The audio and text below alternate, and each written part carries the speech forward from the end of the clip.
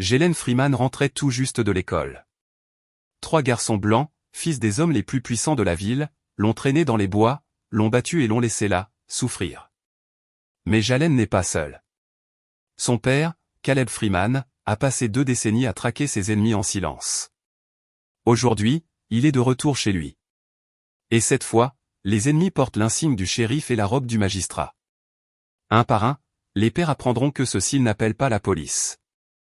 Ils ne publient pas en ligne. Ils s'occupent des choses personnellement. Mais alors que Caleb se rapproche des hommes qui ont blessé son fils, il découvre quelque chose de plus sombre, un secret qu'ils ont enfoui depuis des générations. Que se passe-t-il lorsqu'un père forgé pour la guerre rend justice à une ville qui ne l'a jamais connue? Avant d'aller plus loin, commentez d'où dans le monde vous nous regardez et assurez-vous de vous abonner, car l'histoire de demain est une histoire que vous ne voulez pas manquer. Le soleil de fin d'après-midi filtrait à travers les arbres, projetant de longues ombres sur le chemin de terre. Les chaussures de course de Jalen Freeman soulevaient de petits nuages de poussière alors qu'il rentrait de son entraînement d'athlétisme. Ses muscles étaient agréablement endoloris par l'effort, et la fraîche brise automnale lui faisait du bien sur la peau. Il sortit son téléphone, tapant rapidement un message à sa mère. L'entraînement s'est super bien passé. Je rentre dans 20 minutes. La réponse de Laetitia arriva rapidement. Fier de toi, mon cœur. Le dîner est presque prêt. Jalen sourit, glissant son téléphone dans sa poche. Le raccourci à travers les bois lui faisait gagner une bonne quinzaine de minutes par rapport à la route principale. Il avait emprunté ce chemin des centaines de fois auparavant, connaissant chaque virage et chaque tour par cœur. Les sons familiers des oiseaux qui gazouillaient et des feuilles qui bruissaient dans le vent l'entouraient. Son esprit vagabondait vers la prochaine rencontre d'athlétisme ce week-end. L'entraîneur Thompson avait dit qu'il avait une réelle chance de battre le record du comté aux 400 mètres. Cette pensée fit gonfler sa poitrine de fierté. Toutes ces séances d'entraînement supplémentaires finissaient par payer. Une brindille craqua quelque part derrière lui. Les pas de Jalen hésitèrent un instant, mais il continua de marcher. Les bois étaient pleins de petits animaux, probablement juste un écureuil ou un lapin. Pourtant, quelque chose fit se hérisser les poils de sa nuque. Il accéléra légèrement le pas, gardant sa respiration régulière comme pendant l'entraînement. Un autre craquement, plus proche cette fois, et ce qui ressemblait à des voix étouffées. Son rythme cardiaque s'accéléra.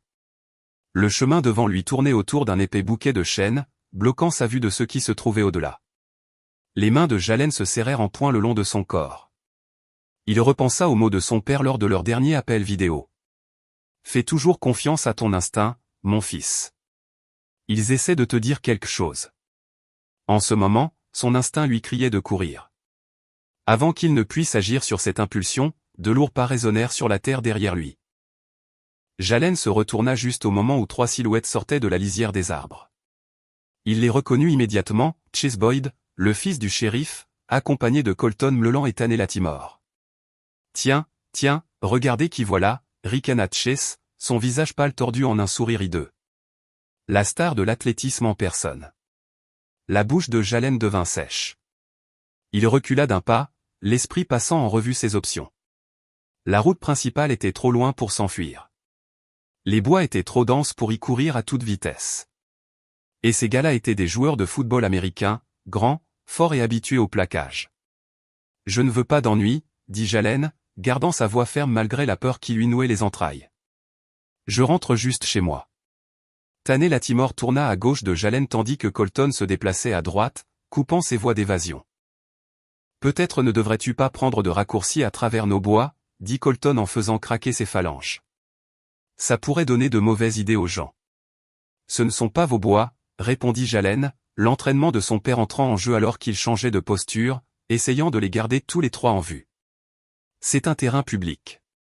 Chase rit, mais il n'y avait aucun humour dans son rire. Tout dans le comté de Mason appartient à quelqu'un, gamin, et tu dois apprendre ta place ici. Le téléphone de Jalen vibra dans sa poche, probablement sa mère se demandant pourquoi il n'avait pas répondu à son dernier message. La pensée qu'elle l'attendait à la maison, le dîner refroidissant, lui serra la poitrine. Mais il ne pouvait pas attraper son téléphone maintenant. Il ne pouvait pas quitter des yeux les 3 silhouettes qui s'avançaient. Dernière chance, dit Chase, sortant de sa poche arrière quelque chose qui scintillait dans la lumière déclinante du soleil. Tu peux venir avec nous tranquillement ou on peut le faire à la dure. Les bois semblaient s'assombrir, les ombres s'épaissir.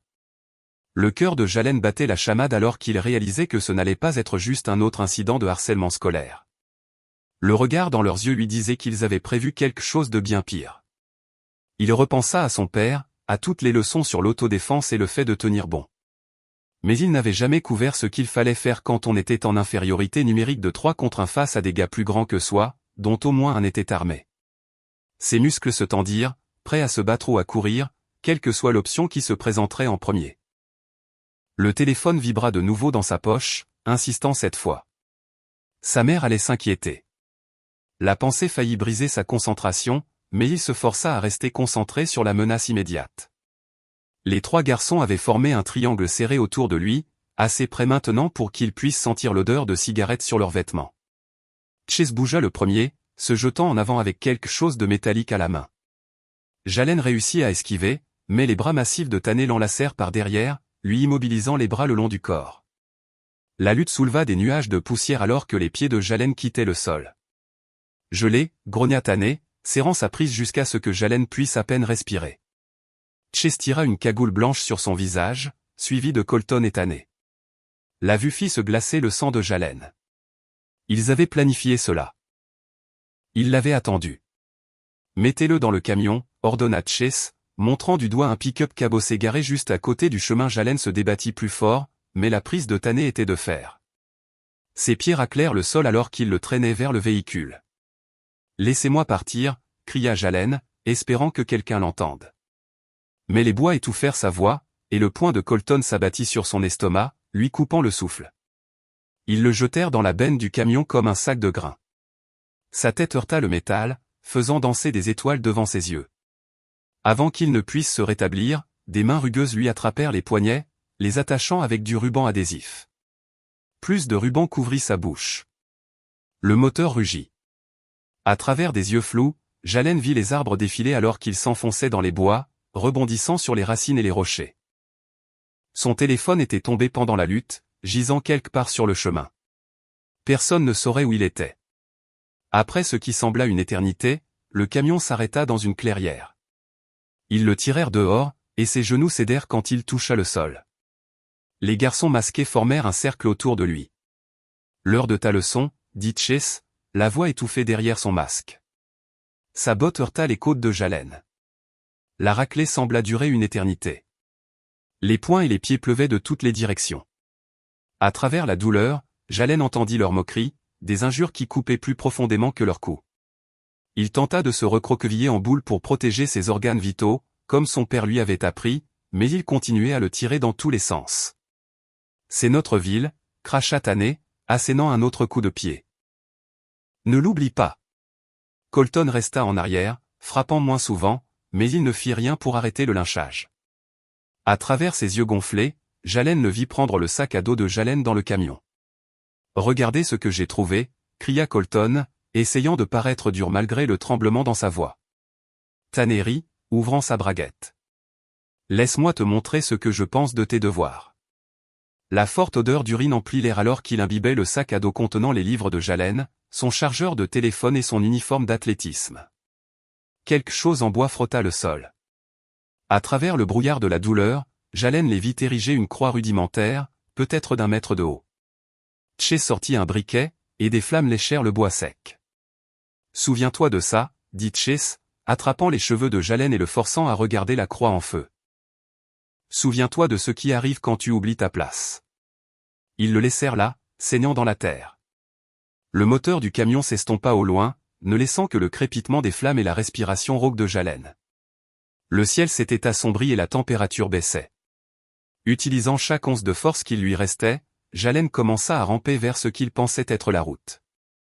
Tout son corps criait de protestation. Le sang coulait de son nez et de sa lèvre fendue, laissant des taches sombres dans la terre. Il ne savait pas combien de temps il avait rampé. Le temps semblait s'étirer et se brouiller. Des phares fendirent l'obscurité. Des pneus crépitaient sur du gravier. Jalen essaya de crier mais put à peine émettre un murmure. « Seigneur aie pitié », dit une voix familière. Monsieur R.S., le propriétaire de la ferme en lisière des bois, s'agenouilla à côté de lui. Les mains ridées du vieil homme étaient douces alors qu'il examinait les blessures de Jalen. Tiens bon, mon garçon. J'appelle à l'aide. L'ambulance arriva dans un tourbillon de lumière clignotante et de voix pressantes. Les larmes de sa mère tombèrent sur son visage alors qu'elle l'accompagnait à l'hôpital. Les médecins nettoyèrent ses plaies, bandèrent ses côtes, documentèrent tout avec des visages sombres et des photographies minutieuses. Tard cette nuit-là, dans la chambre d'hôpital silencieuse, Laetitia faisait les 100 pas. Ses mains tremblaient alors qu'elle composait un numéro qu'elle utilisait rarement. Il sonna 3 fois avant de se connecter. « Caleb » murmura-t-elle, la voix brisée. « Ils ont blessé notre bébé. Ils l'ont gravement blessé. » Dans une chambre de motel sombre quelque part à travers le pays, Caleb Freeman écouta en silence absolu sa femme décrire ce qui était arrivé à leur fils. Quand elle eut fini, il prononça seulement 2 mots, sa voix aussi froide que l'acier. « J'arrive. » Le soleil matinal projetait de longues ombres sur la rue principale de Mason County alors que la voiture de location de Caleb Freeman, une simple berline grise, roulait en ville. Il avait conduit toute la nuit, son esprit rejouant les mots de Laetitia sur les blessures de Jalen. Ses jointures blanchirent sur le volant, mais son visage resta parfaitement immobile. Le Lucky Star dîner se trouvait à l'angle de Main et Oak, son enseigne au néon clignotant faiblement dans la lumière du matin. Caleb se gara de l'autre côté de la rue, étudiant la façade usée du bâtiment. À travers les grandes fenêtres, il pouvait voir les habitués du matin penchés sur leur tasse de café. À l'intérieur, la cloche au-dessus de la porte tinta doucement lorsqu'il entra. L'odeur de graisse de bacon et de café brûlé emplit l'air. Quelques têtes se tournèrent pour le regarder, un étranger dans leur petite ville, avant de détourner rapidement le regard. Caleb choisit une banquette près de 2 hommes blancs âgés, leurs vêtements suggérant qu'il s'agissait d'agriculteurs ou d'ouvriers d'usine à la retraite. « Café » demanda la serveuse, servant déjà avant qu'il ne puisse répondre. Caleb hocha la tête, gardant ses mouvements minimaux et contrôlés. Il ouvrit le menu, mais ne le regarda pas, se concentrant plutôt sur la conversation qui flottait de la cabine voisine. « Tu as entendu parler de cette bagarre près de chez RS, dit l'un des hommes, sa voix rauque de cigarette. « Bien sûr, Earl. Un garçon s'est fait pas mal amocher, répondit l'autre, remuant la crème dans son café. Le fils du shérif était impliqué, d'après ce que j'entends. Eh bien, tu sais comment ça se passe. Ces jeunes de nos jours, ils ne connaissent pas leur place comme avant. Ils commencent à se faire des idées, pensant qu'ils peuvent sortir avec nos filles, rejoindre nos équipes. L'autre homme grogna d'accord. Dommage que ça en soit arrivé là. Mais parfois, une leçon doit être donnée. Le café de Caleb resta intact, la vapeur s'élevant en spirale paresseuse. Sa respiration resta régulière, mesurée, le même rythme respiratoire qu'il avait utilisé avant d'innombrables opérations. Ses yeux suivaient chaque mouvement dans le restaurant tandis que ses oreilles captaient chaque mot.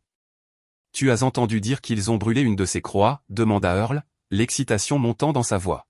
« Comme au bon vieux temps. »« Baisse la voix » siffla son ami.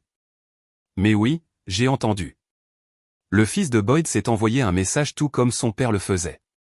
La serveuse revint à la table de Caleb. « Prêt à commander, chérie ?» Caleb leva les yeux vers elle, ses yeux si froids qu'elle recula involontairement.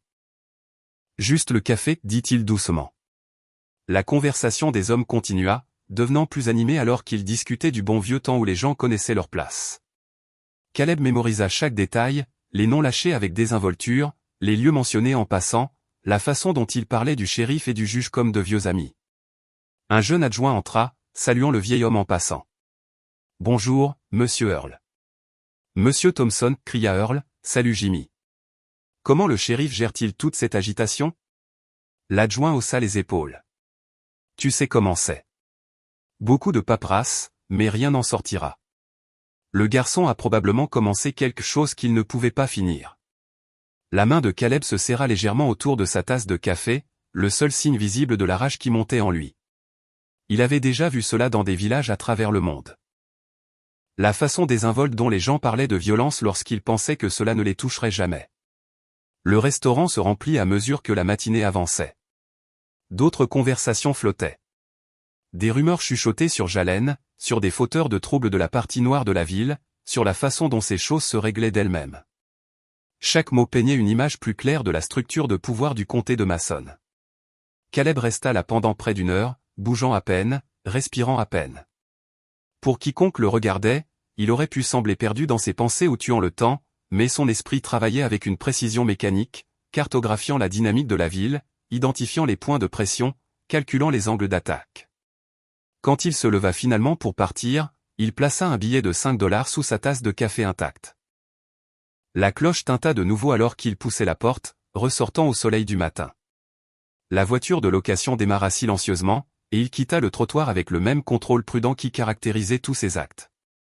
Derrière lui, Earl et son ami continuèrent leur petit déjeuner, inconscients qu'ils venaient de donner à un Névicile tout ce dont il avait besoin pour commencer à démanteler leur monde soigneusement protégé. Les néons de l'hôpital général du comté de Mason projetaient des ombres dures sur le visage contusionné de Jalen. Caleb Freeman se tint un instant dans l'embrasure de la porte, observant son fils. Des marques violettes marquaient la pommette et la mâchoire de Jalen.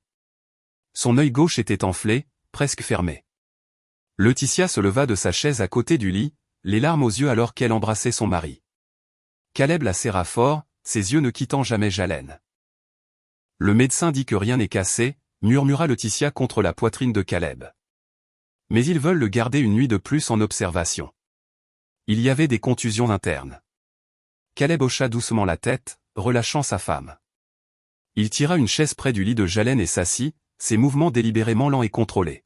« Salut, mon fils. »« Salut, papa. » La voix de Jalen était rauque, à peine un murmure. « J'ai besoin que tu me racontes tout, » dit Caleb doucement. « Chaque détail dont tu peux te souvenir. Prends ton temps. » Jalen déglutit difficilement, grimaçant de douleur. « Je rentrais à la maison par le raccourci près du ruisseau. » Sa voix trembla légèrement. Ils portaient des masques, mais je savais qui ils étaient. Leur voix. Pendant que Jalen parlait, Caleb écoutait attentivement, son visage un masque de calme. Il remarqua comment les mains de son fils tremblaient en décrivant la croix qu'ils avaient brûlée, comment sa voix se brisait en racontant leurs mots. Laetitia se tenait près de la fenêtre, les bras croisés, retenant ses larmes. Ils ont pris des photos, ajouta Jalen. Sur leur téléphone, en riant. La mâchoire de Caleb se serra imperceptiblement. Il sortit son propre téléphone et photographia soigneusement chacune des blessures de Jalen, s'assurant de capturer le motif distinct des marques de bottes sur ses côtes. Le sac à dos était dans un sac d'hôpital près du lit. Il le documenta aussi, portant une attention particulière aux brûlures de cigarettes et aux insultes gravées dans le tissu. « Je reviens bientôt », leur dit-il, embrassant la joue de Laetitia et serrant doucement la main de Jalen. Le soleil de l'après-midi était dur alors que Caleb suivait le chemin du ruisseau jusqu'à l'endroit où cela s'était produit. Il se déplaçait avec une efficacité exercée, balayant le sol comme il l'avait fait d'innombrables fois dans les zones de combat. Des empreintes de bottes dans la boue lui indiquèrent qu'il y avait eu 3 agresseurs. Des mégots de cigarettes, des Marlboro rouges, gisaient éparpillés près d'une tache de terre brûlée où ils avaient brûlé la croix. Il les recueillit soigneusement dans un sac de preuve en plastique. Des traces de pneus menaient plus profondément dans les bois. 4 roues motrices, modèle plus récent, probablement un pick-up, à en juger par la largeur. Il trouva des morceaux de corde près d'une bûche tombée, les extrémités effilochées suggérant qu'elles avaient été coupées plutôt que déliées. Celles-ci allèrent dans un autre sac. De retour à l'hôpital ce soir-là, le coucher du soleil peignit la pièce en orange et en ombre. Caleb était assis entre sa femme et son fils, sa voix calme mais ferme. « J'ai besoin de leur nom, dit-il. » Laetitia détourna le regard.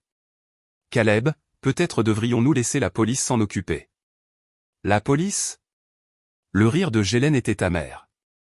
Le fils du shérif Boyd était l'un d'eux, maman. L'expression de Caleb ne changea pas. Il attendit. Finalement, Jalen murmura, « Chase Boyd, Colton Mleland, Tanner Latimore. » Caleb mémorisa chaque nom, notant comment Laetitia tressaillit au dernier, le fils du juge, le fils du propriétaire de la quincaillerie, la fierté et la joie du shérif. Chaque nom avait du poids dans le comté de Mason. Plus tard cette nuit-là, dans sa chambre de motel spartiate, Caleb se tint devant le miroir de la salle de bain. La lumière fluorescente bourdonnait au-dessus de lui alors qu'il disposait méthodiquement des objets sur le comptoir. Un téléphone portable basique toujours dans son emballage.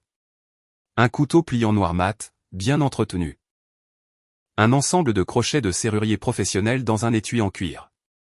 Et un petit carnet noir, ses pages nettes et neuves. Il ouvrit le carnet à sa première page vierge. Avec des traits précis et mesurés, il écrivit le premier nom, Boyd.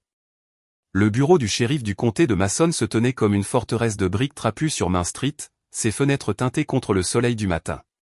Caleb Freeman ajusta sa chemise à col et franchit les portes vitrées pour entrer dans l'air artificiellement frais du hall. L'adjoint au comptoir d'accueil leva à peine les yeux de ses mots croisés. « Je peux vous aider ? Je suis là pour voir le shérif Boyd. » La voix de Caleb était calme mais portait un soupçon d'autorité qui fit que l'adjoint releva les yeux. « Et vous êtes ? » Caleb Freeman, le père de Jalen Freeman. Quelque chose passa sur le visage de l'adjoint. Une reconnaissance, peut-être même un soupçon de malaise.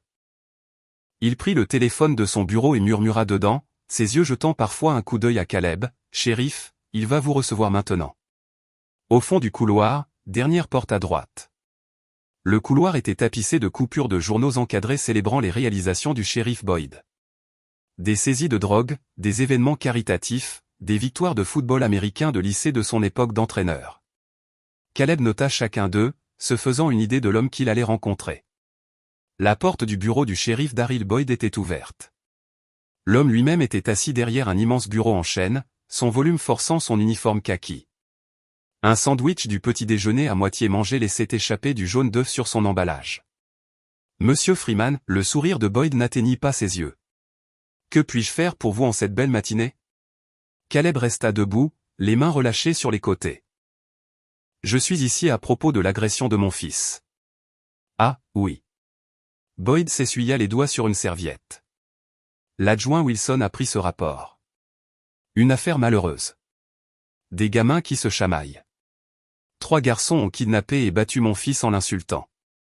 La voix de Caleb resta égale. Ils ont brûlé une croix. La chaise de Boyd grinça alors qu'il se penchait en arrière.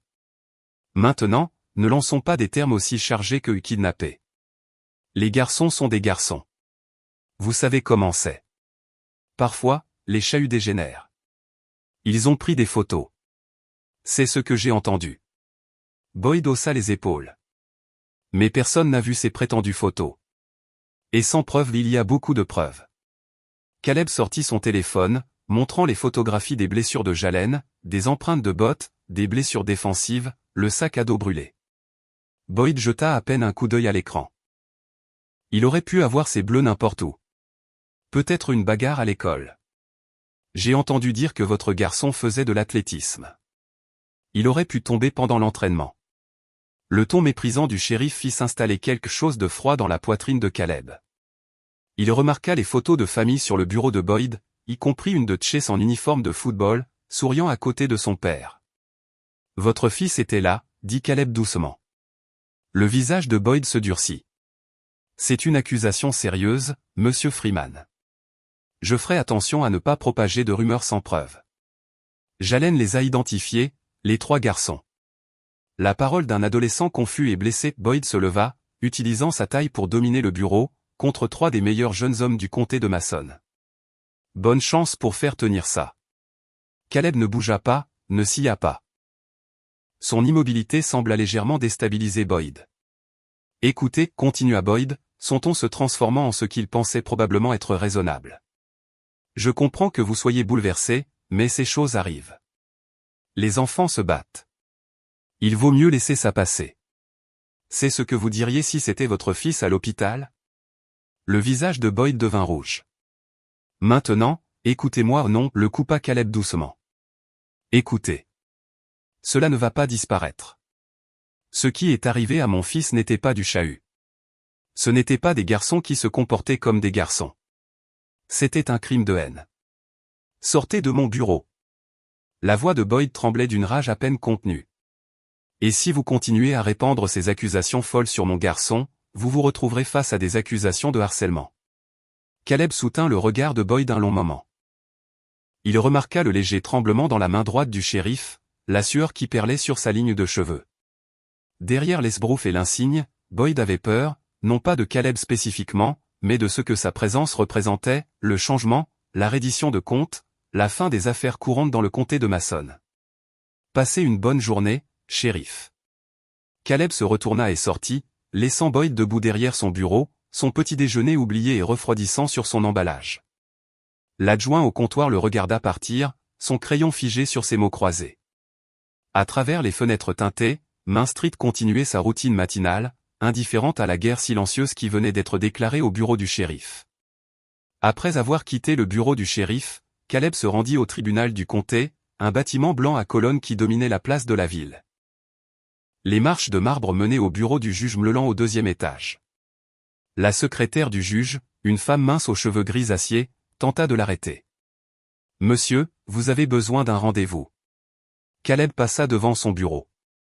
« Il va me voir. » Le juge Charles Mleland leva les yeux de son fauteuil en cuir alors que Caleb entrait, ses lunettes à monture métallique captant la lumière du matin.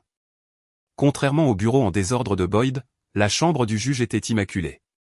Des livres de droit précisément rangés, des diplômes parfaitement alignés sur des panneaux de bois foncé. « C'est très irrégulier, dit Mleland, sa voix portant cet accent particulier du Sud qui suggérait de vieilles fortunes et de plus vieux préjugés. Ce qui est arrivé à mon fils l'était aussi. » Caleb resta debout, tout comme il l'avait fait avec Boyd. Mleland retira ses lunettes, les pliant soigneusement. « Ah, vous devez être le père du jeune Freeman.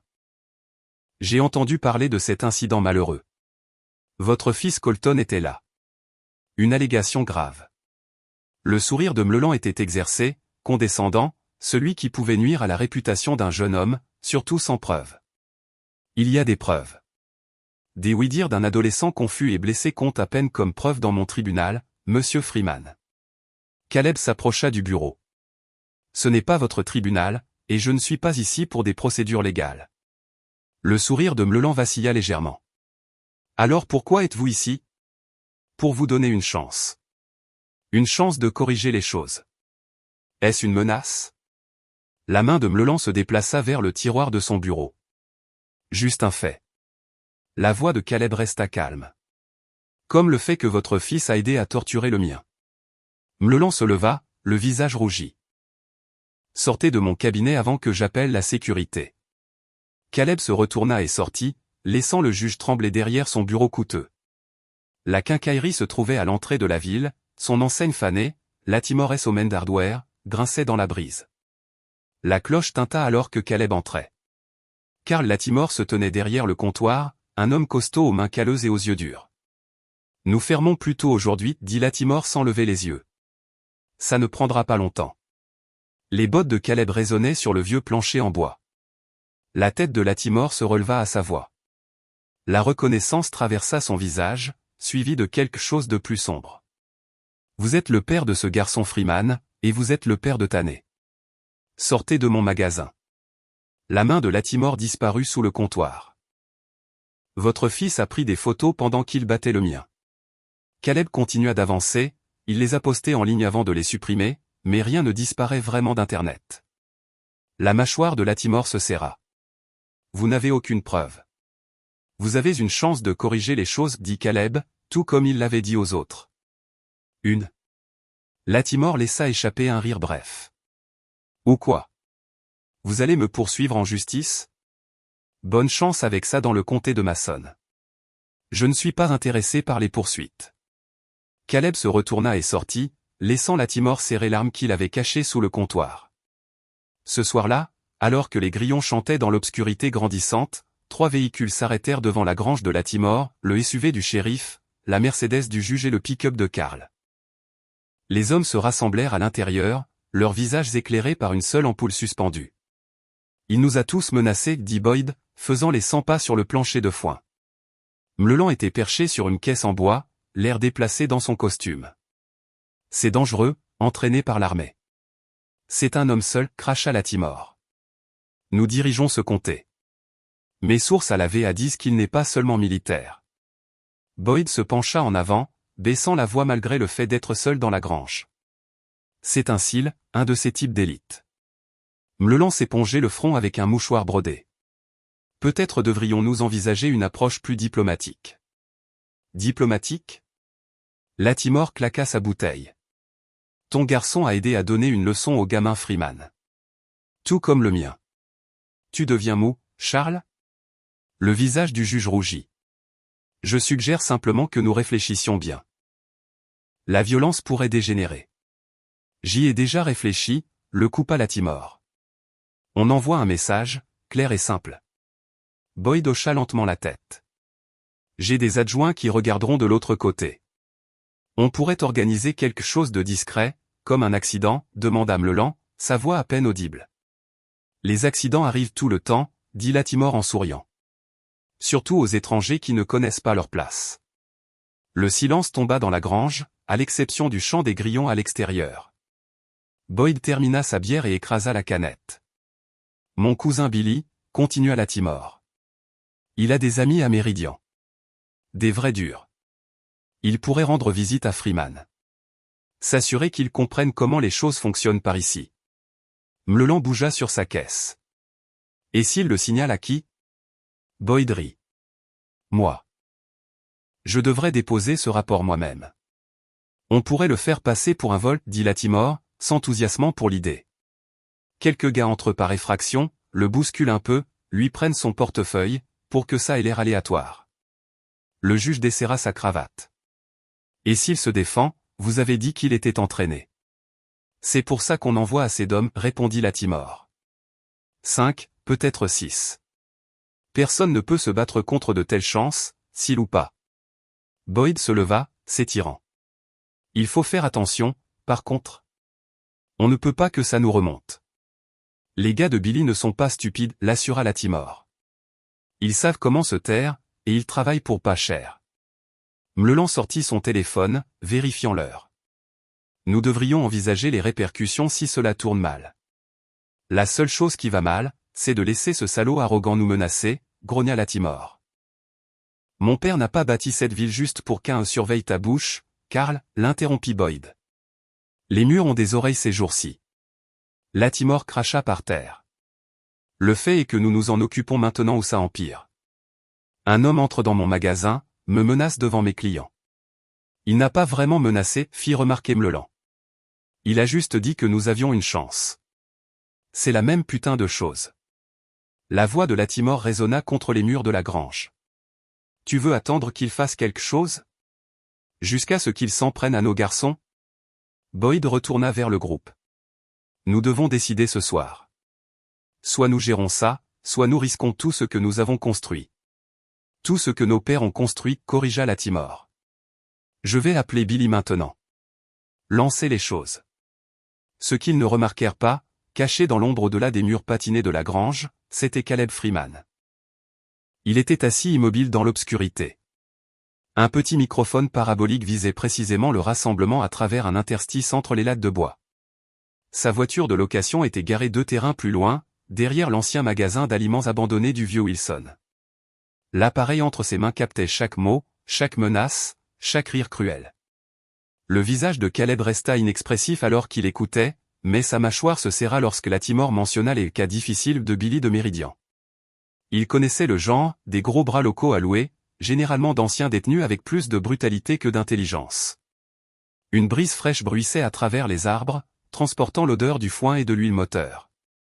Caleb ajusta légèrement les écouteurs, s'assurant que l'enregistreur numérique captait chaque mot accablant. Lorsque Latimore parla de la cabane de chasse, Caleb prit une note mentale. Il connaissait la zone qu'il voulait dire, une propriété isolée juste après le pont de Miller Creek où la ligne du comté tournait autour de vieilles routes forestières. On pourrait planter quelque chose dans sa voiture. La voix de Boyd était claire. J'ai un adjoint qui peut l'arrêter. Trouvez tout ce que nous voulons dans ce coffre. Ou mieux encore, ajouta Latimore, faire en sorte que nos garçons poussent son gamin à donner le premier coup. Légitime défense, n'est-ce pas, shérif? L'enregistreur capta le rire paresseux de Boyd. Ce n'est pas difficile de faire passer une accusation quand c'est vous qui rédigez le rapport. La voix de Mleland était plus tremblante, moins certaine. Les garçons de l'équipe d'athlétisme, de bonnes notes, des perspectives d'université. Si nous poussons trop fort, c'est le but, coupa Latimore.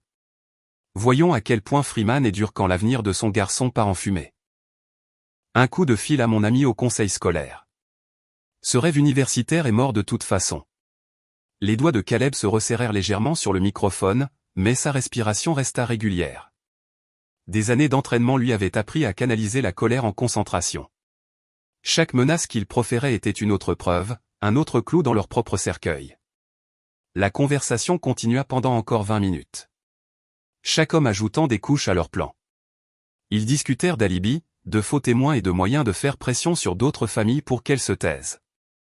Caleb enregistra tout, son équipement de qualité militaire capturant chaque détail incriminant. Finalement, les hommes commencèrent à ramasser leurs bouteilles vides. Des phares balayèrent la grange alors que la berline de luxe de Meulan partait en premier.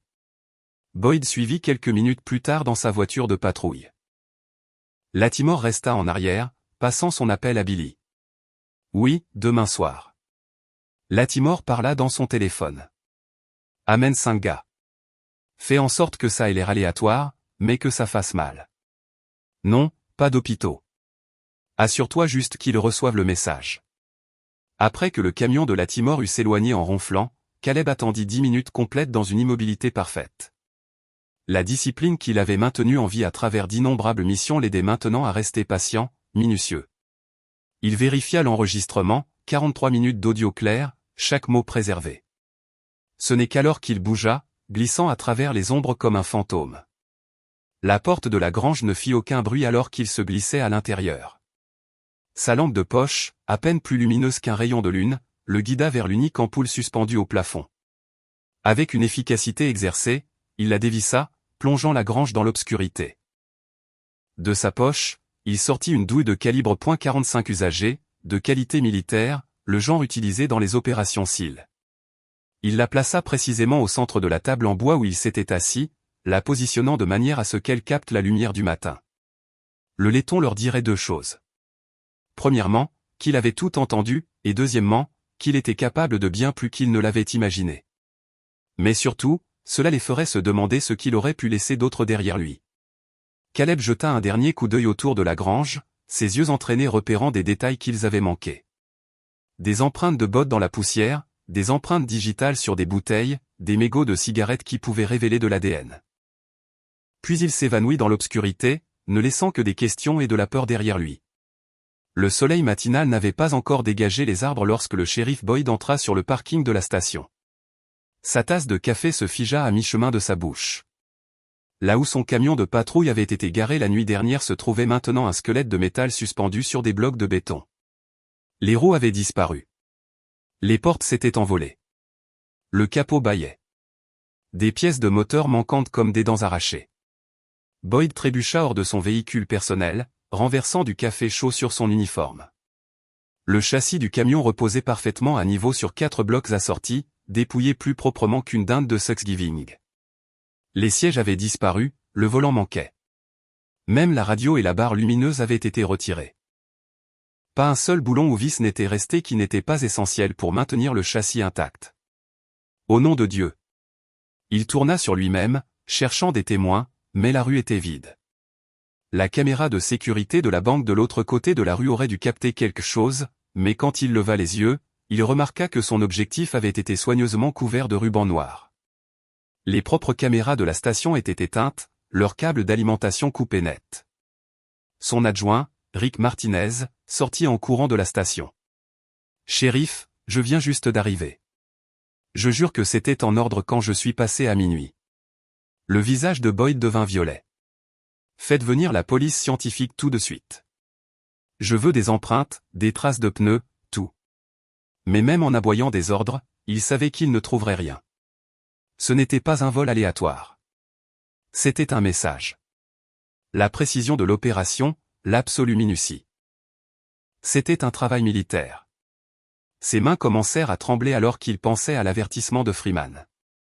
De l'autre côté de la ville, la matinée de Carl Latimore se passait encore plus mal. Il était arrivé tôt pour vérifier l'inventaire de sa quincaillerie, seulement pour trouver le lourd cadenas de son garage privé ouvert sur le sol, crocheté sans une égratignure. Ses mains tremblaient alors qu'il ouvrait la porte.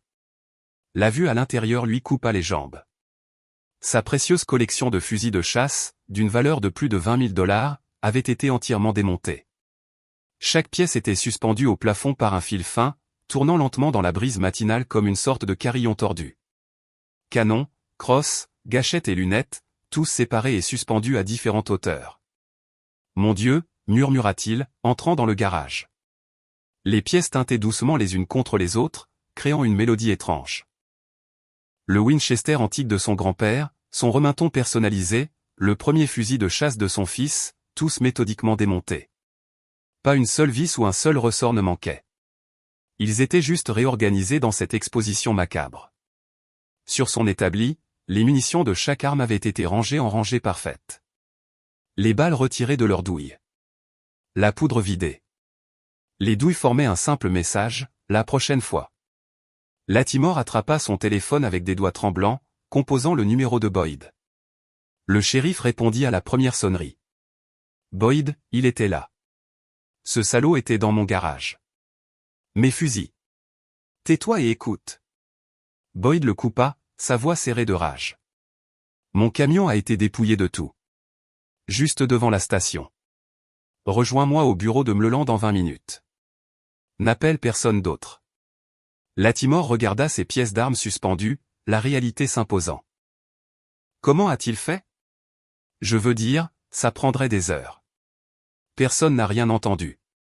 20 minutes, répéta Boyd et raccrocha. Latimore verrouilla le garage, le cœur battant la chamade. Alors qu'il montait dans son camion, il remarqua quelque chose qui lui glaça le sang. Sur son tableau de bord se trouvait un petit morceau de papier qu'il savait ne pas être là la nuit dernière. C'était un reçu de son propre magasin, daté d'il y a 3 ans. La vente de cordes et de liquide allume-feu à son fils le même jour où Jalen Freeman avait été attaqué. Il froissa le reçu dans son poing mais ne put se résoudre à le jeter. Preuve. Le salaud collectait des preuves. Et s'il pouvait entrer dans un garage verrouillé, dans un camion de police juste devant la station, alors nulle part n'était sûr. Le soleil matinal montait plus haut, projetant de longues ombres sur le comté de Mason. Au poste de police, la police scientifique ne trouverait pas d'empreinte digitale, pas de marque d'outils, aucune trace de la façon dont le camion avait été dépouillé si minutieusement. Dans le garage de Latimore, les pièces des armes continueraient leur lente danse, chaque pièce captant la lumière comme un signe d'avertissement. Aucun des 2 hommes ne remarqua la voiture de location garée au Sunset Motel, ou la silhouette observant à travers des stores partiellement fermés, cochant méthodiquement des éléments sur une liste dans un petit carnet noir. Le juge Charles Mleland était fier de sa routine. Chaque matin, sa secrétaire, Margaret, lui apportait son café à précisément 8h15, le posait sur le coin droit de son bureau, et disposait ses dossiers de la journée.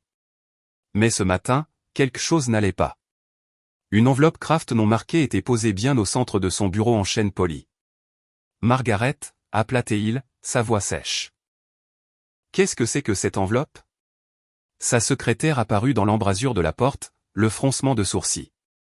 Je n'y suis pas encore allé, votre honneur. L'équipe de nettoyage a dû la laisser. Les mains de Mleland tremblèrent légèrement alors qu'il prenait l'enveloppe. Elle n'était pas scellée, juste fermée. À l'intérieur, il trouva une pile de photographies glacées qui lui nouèrent l'estomac.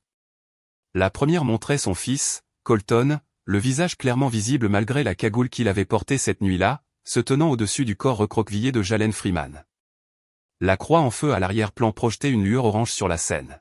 « Mon Dieu » murmura-t-il, feuilletant d'autres photos. Chacune était d'une clarté cristalline, montrant chaque participant, chaque action. Mais ce fut le deuxième ensemble de documents qui lui glaça le sang. Des pages tapées listaient des noms, des dates et des numéros de dossiers. Des dizaines de procès qu'il avait présidés où des preuves avaient mystérieusement disparu, où certains témoins n'avaient jamais témoigné, où les verdicts semblaient prédéterminés. À côté de chaque entrée figuraient les noms de témoins potentiels qui pourraient vérifier la corruption. Son téléphone de bureau sonna, le faisant sursauter. C'était Carl Latimore.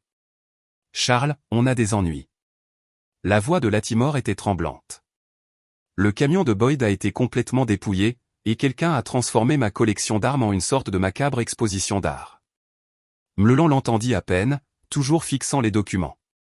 Il était dans mon bureau, dit-il doucement. Il a laissé des preuves, des photos de Colton lors de l'attaque, et d'autres choses, de vieilles affaires. Que faisons-nous? Demanda Latimore. Avant que Mleland ne puisse répondre, l'écran de son ordinateur vacilla. Un document texte s'ouvrit de lui-même, des mots apparaissant lettre par lettre, tu n'as pas écouté la première fois. Le même message apparut simultanément sur l'ordinateur de la station de Boyd et sur l'écran de la caisse enregistreuse de Latimore. Chaque homme sentit le poids de ces 6 mots comme un coup physique. Mleland convoqua une réunion d'urgence dans ses bureaux. Boyd arriva, portant toujours son uniforme taché de café, et Latimore ne pouvait s'empêcher de jouer avec les clés de sa voiture. C'est de la guerre psychologique militaire, dit Boyd, faisant les 100 pas. Il nous montre qu'il peut atteindre n'importe quoi. Nos biens, nos lieux sécurisés, nos péchés passés. Ce n'est pas juste un père en colère. C'est un putain de fantôme. Nous devons appeler la police d'État, suggéra Latimore.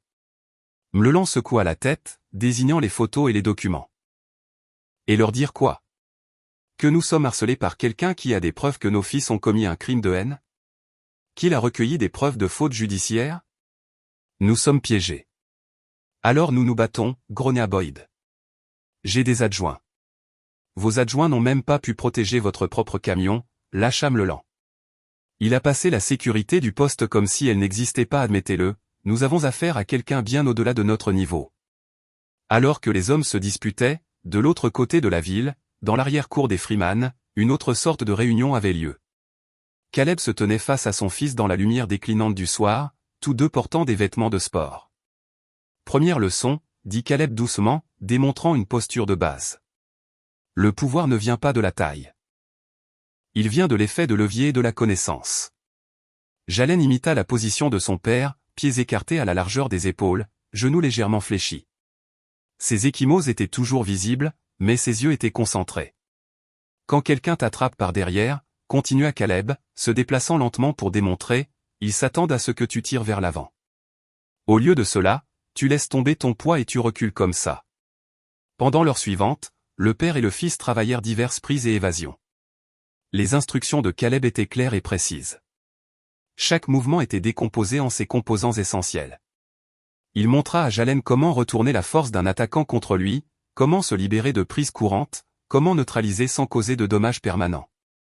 Souviens-toi, dit Caleb alors qu'il pratiquait une libération de poignet, il ne s'agit pas de vengeance.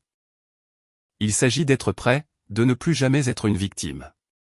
Jalen hocha la tête, la sueur coulant de son front alors qu'il se libérait avec succès de l'emprise de son père. Ses mouvements devenaient plus fluides, plus confiants à chaque répétition.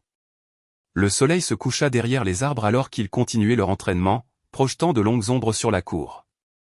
À l'intérieur de la maison, Laetitia regardait par la fenêtre de la cuisine, son cœur à la fois lourd et plein d'espoir alors qu'elle assistait à ce moment tranquille entre père et fils. La clé du juge Mleland racla dans la serrure de sa porte d'entrée. La maison était silencieuse, trop silencieuse. Sa femme rendait visite à sa sœur à Memphis, et Colton devait encore être à l'entraînement de baseball. Mais quelque chose n'allait pas. L'air semblait différent, chargé d'une tension inhabituelle. Il entra dans le hall, posant sa mallette avec un léger bruit sourd. C'est alors qu'il sentit l'odeur du café frais qui infusait dans sa cuisine, un café qu'il n'avait pas fait. La main de Mleland se porta instinctivement vers le bas de son dos, où il gardait son revolver .38 dissimulé. Mais avant que ses doigts ne puissent toucher la poignée, une voix calme appela depuis la cuisine. « Votre arme ne vous aidera pas, juge. Veuillez me rejoindre pour un café. » La gorge de Mleland se dessécha. Il reconnut cette voix, mesurée, contrôlée, presque douce, la voix de Caleb Freeman. Se déplaçant lentement, le juge contourna le coin pour entrer dans sa cuisine. Caleb était assis à la table en chêne, 2 tasses de café fumant devant lui. Il portait des vêtements simples, un jean foncé, un t-shirt gris qui laissait voir ses bras musclés. Sa posture était détendue, mais ses yeux étaient vifs et concentrés. « Comment êtes-vous entré » demanda Mleland, sa voix à peine un murmure. « Vous devriez améliorer vos serrures » répondit Caleb, désignant la chaise vide en face de lui. « Veuillez vous asseoir. Votre café refroidit. » Les jambes de Mleland se sentirent faibles alors qu'il s'abaissait sur la chaise. Sa cuisine, normalement son sanctuaire, où il appréciait les journaux du matin et le scotch du soir, lui semblait étrangère maintenant. Le soleil de l'après-midi filtrant à travers les fenêtres semblait trop lumineux, trop révélateur. « Je suppose que vous avez reçu mon message hier, » dit Caleb, prenant une lente gorgée de sa tasse. « Les photos, les dossiers c'étaient des dossiers privés, » protesta faiblement Mleland. « Vous n'aviez aucun droit. Comme mon fils n'avait aucun droit de rentrer chez lui sans être attaqué. » La voix de Caleb resta ferme, mais ses yeux se durcirent. Comme ces accusés n'avaient aucun droit à des procès équitables. Les mains de Mleland tremblèrent alors qu'il attrapait sa tasse de café. « Que voulez-vous ? » « Je veux que vous fassiez ce qui est juste, » dit Caleb. « Emmenez Colton au poste de police. Faites-le avouer. Ensuite, vous présenterez des excuses publiques à mon fils. Le visage du juge devint rouge. Vous êtes fou. Savez-vous ce que cela ferait à ma famille? À ma carrière? Je sais. Caleb hocha la tête. Tout comme je sais ce que votre fils et ses amis ont fait à ma famille, au sentiment de sécurité de mon fils, à sa dignité. Les yeux de Mleland se tournèrent vers le tiroir de la cuisine où il gardait son revolver de rechange. Caleb le remarqua. Essayez, dit-il calmement. J'ai fouillé votre maison pour des armes avant votre arrivée. Vous devriez vraiment varier vos cachettes. La sueur perla sur le front de Mleland. Cet homme était entré dans sa maison, avait fouillé ses affaires, avait probablement lu ses papiers privés. Cette violation le fit se sentir nu, exposé. Vous ne pouvez pas m'intimider, Mleland essaya de paraître autoritaire, mais sa voix se brisa. Je suis un élu. Je ne suis pas ici pour vous intimider, répondit Caleb, posant sa tasse avec précaution. Je suis ici pour vous donner une dernière chance de montrer à votre fils ce à quoi ressemble la vraie justice, ce à quoi ressemble le vrai courage. En détruisant tout ce que nous avons construit, tout ce pourquoi j'ai travaillé. En lui montrant que les actions ont des conséquences, Caleb se pencha légèrement en avant. Que le privilège ne vous rend pas intouchable. Que blesser des gens à cause de la couleur de leur peau n'est plus quelque chose que nous acceptons. Les mains de Mleland se serrèrent en poing sur la table. Et si je refuse, alors je devrais gérer les choses différemment, dit Caleb, sa voix toujours calme, mais portant une intonation qui fit frissonner la colonne vertébrale de Mleland. Et croyez-moi, juge, vous n'aimerez pas la tournure que cela prendra. Le silence tomba dans la cuisine, à l'exception du doux tic-tac de l'horloge murale. Par la fenêtre, les oiseaux gazouillaient dans l'érable à l'extérieur, inconscients de la tension intérieure. Mleland fixa son café, regardant son reflet déformé dans le liquide sombre. « Combien de temps ai-je pour décider » demanda-t-il finalement. « Jusqu'à demain matin », Caleb se leva en douceur.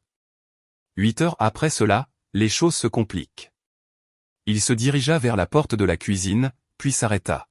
« Oh, et juge, ne vous donnez pas la peine d'appeler Boyd ou Latimore. Ils reçoivent des visites similaires aujourd'hui. Je sais tout de votre plan pour me tendre une embuscade. Vous feriez mieux de faire annuler cette attaque. » Le visage de Mleland se durcit. Il se redressa sur sa chaise, essayant de retrouver une certaine autorité. Vous entrez chez moi, me menacez, et vous attendez de la conformité. Savez-vous qui je suis dans cette ville? Un homme qui a élevé son fils à la haine, répondit Caleb d'un ton égal. Un homme qui tord la justice pour servir ses préjugés. Voilà qui vous êtes. Ma famille a bâti ce comté. La voix de Mleland monta. Nous avons maintenu l'ordre ici pendant des générations. Vous les gens ne comprenez tout simplement pas votre place. Notre place? Les yeux de Caleb se rétrécirent légèrement. Dites-moi en plus sur notre place, juge. Mleland se leva brusquement, sa chaise raclant le carrelage. Je ne vais pas me faire donner la leçon chez moi par un « asseyez-vous », la voix de Caleb trancha l'air comme une lame. S'il vous plaît. Quelque chose dans ce commandement tranquille fit plier les genoux de Mleland. Il s'enfonça dans sa chaise. Voici ce qui va se passer, continua Caleb. Vous allez signer une confession détaillant votre rôle dans la dissimulation de crimes haineux. Vous allez emmener Colton au poste et le faire dire la vérité. Ensuite, vous vous excuserez publiquement auprès de mon fils. Jamais, cracha Mleland. Vous ne pouvez rien prouver. J'ai les fibres de corde, les mégots de cigarettes, les traces de pneus qui correspondent au camion de votre fils, des témoins qui les ont vus passer, mais plus important encore, Caleb se pencha en avant, sa voix baissant, j'ai la vérité, et la vérité a toujours le moyen de surgir. La main de Mleland se tendit vers le tiroir de la cuisine. Sortez de ma maison. Dernière chance, juge. Faites ce qui est juste. Montrez à votre fils qu'il y a une meilleure voie. Mleland se jeta sur le tiroir, l'ouvrant brusquement. Ses doigts se refermèrent sur la poignée du revolver. Mais avant qu'il ne puisse le lever, Caleb bougea avec une vitesse effrayante. Une main s'abattit sur le poignet de Mleland, le tordant jusqu'à ce que l'arme cliquette sur le sol. L'autre main attrapa le col du juge. En un seul mouvement fluide, Caleb claqua la tête de Mleland contre la table. Le juge s'affaissa, étourdi. Mauvais choix, dit Caleb doucement. Travaillant rapidement et méthodiquement, Caleb traîna Mleland dans son bureau. Il déshabilla le juge jusqu'à ses sous-vêtements, une humiliation finale pour un homme fier. Utilisant du ruban adhésif de sa poche, il attacha Mleland au fauteuil de bureau en cuir, les bras ligotés derrière le dos, les chevilles scotchées au pied de la chaise. Sur le bureau en acajou, Caleb plaça une confession formelle qu'il avait préparée avec un stylo. Il avait tapé chaque détail, date, nom, incident de faute judiciaire. Il ne manquait plus qu'une signature. La tête de Mleland roula alors qu'il reprenait conscience. Ses yeux s'écarquillèrent de panique lorsqu'il réalisa sa situation. « Vous êtes fou, marmonna-t-il. Ils vous traqueront pour cela. » « Personne ne traque personne, » répondit Caleb, vérifiant les liens. « Vous allez faire une dépression nerveuse tranquille. Le stress du travail. Peut-être que les gens chuchoteront, mais ils comprendront. Cela arrive parfois aux hommes au pouvoir. Vous ne vous en sortirez pas. » Mleland lutta faiblement contre le ruban adhésif. « Je m'en suis déjà sorti. » Caleb se dirigea vers la porte. « Quelqu'un vous trouvera un jour. Peut-être signerez-vous la confession. Peut-être pas, mais tout le monde connaîtra votre vrai caractère maintenant. » Il s'arrêta dans l'embrasure de la porte. « Une dernière chose, juge. Si quoi que ce soit arrive à mon fils à nouveau, quoi que ce soit, je reviendrai. Et la prochaine fois, je ne serai pas si doux. » Les heures passèrent. Le soleil se coucha, projetant de longues ombres à travers les fenêtres du bureau. Les épaules de Mleland lui faisaient mal, sa bouche sèche à cause du ruban adhésif qui la recouvrait. Lorsque Sarah Jenkins, sa greffière, le trouva finalement après qu'il eut manqué les sessions de l'après-midi, son cri résonna dans la maison vide. La nouvelle se répandit rapidement mais discrètement dans le comté de Mason. Le juge Mleland allait prendre un congé médical prolongé, avec effet immédiat. Le shérif Boyd avait demandé des vacances pour s'occuper de problèmes familiaux. Le conseil scolaire programma une réunion d'urgence pour discuter des initiatives de guérison communautaire. À la quincaillerie de Karl Latimore, un panneau à vendre apparut dans la vitrine. Son fils Tanné n'était pas à l'école ce jour-là, ni le lendemain. Caleb conduisit Jalen au Maes Dîner, un petit endroit à la périphérie de la ville. Ils s'assirent dans une cabine d'angle, loin des quelques clients du matin. La serveuse apporta du café pour Caleb, du jus d'orange pour Jalen, et des assiettes d'œufs brouillés et de pain grillé pour les deux. Pendant un moment, ils mangèrent dans un silence confortable. Le visage de Jalen montrait toujours des contusions, mais il se tenait différemment maintenant, plus droit, plus assuré. Il avait affronté ses peurs et tenu bon. Rien ne pouvait lui enlever cela. Le vieux gymnase du centre communautaire résonnait de la lumière du soleil de l'après-midi filtrant à travers les fenêtres poussiéreuses. Jalen se tenait à l'entrée, ses mains tremblant légèrement alors qu'il serrait la poignée de la porte. Les ecchymoses sur son visage s'étaient estompés en marques jaunâtres, mais le souvenir de cette nuit dans les bois était encore frais. Mademoiselle Angela, la directrice du centre depuis 15 ans, leva les yeux de son bureau lorsque Jalen entra. Son visage s'éclaira d'une chaleur sincère. « Jalen Freeman, tu nous as manqué par ici. »« Bonjour, mademoiselle Angela, » dit Jalen, sa voix calme mais ferme. « Je me demandais si je pouvais vous parler de quelque chose. » Elle désigna la chaise en face de son bureau, l'inquiétude traversant ses traits alors qu'elle remarquait les marques de guérison sur son visage. Tout le monde en ville savait ce qui s'était passé, mais peu en parlait ouvertement. « Je veux enseigner des techniques d'autodéfense de base, » dit Jalen, redressant ses épaules. « Aux plus jeunes, ceux qui pourraient en avoir besoin. » Mademoiselle Angela croisa les mains sur son bureau, l'étudiant attentivement. « Es-tu sûr d'être prêt pour ça, mon chou ?» Jalen hocha la tête, plus confiant maintenant. « J'ai appris certaines choses, des choses importantes sur le fait de se tenir droit, d'être prêt. » Il marqua une pause, choisissant ses mots avec soin, sur le fait de ne plus avoir peur. Le vieux gymnase avait été débarrassé de son équipement de basket-ball, des tapis d'exercice bleus étaient étalés sur le plancher en bois. 4 garçons de collège se tenaient en ligne lâche, se déplaçant nerveusement et regardant Jalen avec un mélange de curiosité et d'incertitude. Ils étaient tous noirs, tous petits pour leur âge, tous portant le même regard vigilant que Jalen reconnaissait dans son propre reflet. « La première chose, dit Jalen, sa voix plus forte qu'il ne s'y attendait, c'est d'apprendre à se tenir debout. » Il démontra la posture que son père lui avait enseignée, pieds écartés à la largeur des épaules, genoux légèrement fléchis, poids équilibrés. C'est votre fondation. Tout commence ici. Au fond du gymnase, presque caché dans l'ombre, Caleb Freeman observait en silence. Son visage restait neutre, mais ses yeux ne quittaient jamais son fils. Jalen se déplaçait entre les garçons, corrigeant doucement leur position. « Garde le menton haut, dit-il au plus petit, Marcus. Les yeux en avant. Tu ne fais rien de mal en prenant de la place. » Ils pratiquèrent d'abord des blocages de base, des mouvements simples conçus pour dévier les coups entrants. Jalen se souvenait comment son père lui avait enseigné, décomposant chaque mouvement en étapes claires. « Vous n'essayez de blesser personne, expliqua-t-il. Vous vous assurez juste qu'ils ne peuvent pas vous blesser. » Les garçons commencèrent à se détendre en bougeant, leur maladresse initiale faisant place à une concentration accrue. Jalen démontra une simple évasion de poignet, leur montrant comment se libérer d'une prise sans paniquer. « Parfois, les gens essaient de vous faire vous sentir petite, dit Jalen, sa voix portant clairement à travers le gymnase. Ils veulent vous faire croire que vous ne méritez pas de marcher librement, de vous sentir en sécurité. Il aida Chase, un garçon élancé de 12 ans, à perfectionner le mouvement d'évasion, mais ce n'est pas vrai. Vous avez le droit de vous protéger. À mesure que l'heure avançait, Jalen sentit quelque chose changer en lui. Chaque fois qu'il aidait l'un des garçons à corriger sa posture ou félicitait son amélioration, un petit morceau de sa propre peur semblait se dissoudre. Il n'enseignait pas seulement des techniques. Il partageait quelque chose de plus profond, quelque chose que son père lui avait donné. Souvenez-vous, dit Jalen alors qu'il pratiquait les pas latéraux, le but n'est pas de se battre. Le but est d'être prêt, d'être fort, de connaître sa valeur. Il démontra un mouvement défensif fluide. Quand vous savez ces choses, parfois vous n'avez pas du tout à vous battre. Les garçons bougeaient avec une confiance grandissante, leurs mouvements devenant plus fluides. Jalen apercevait des éclairs de fierté dans leurs yeux, la même fierté qu'il avait ressentie lorsqu'il s'était défendu avec succès cette nuit-là à la maison. Alors que le cours touchait à sa fin, Jalen aligna les garçons à nouveau. Ils transpiraient légèrement, mais se tenaient plus droits qu'à leur arrivée. Il les guida à travers une salutation formelle, tout comme son père le lui avait appris.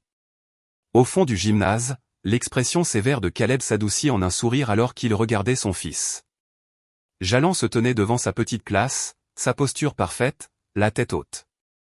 La lumière de l'après-midi éclairait son profil, mettant en évidence non pas les ecchymoses pâlissantes, mais la force qui avait toujours été là, attendant d'émerger. J'espère que vous avez apprécié cette histoire. N'hésitez pas à aimer la vidéo et à vous abonner pour ne pas manquer la prochaine. En attendant, j'ai sélectionné 2 histoires pour vous que je pense que vous apprécierez. Passez une excellente journée.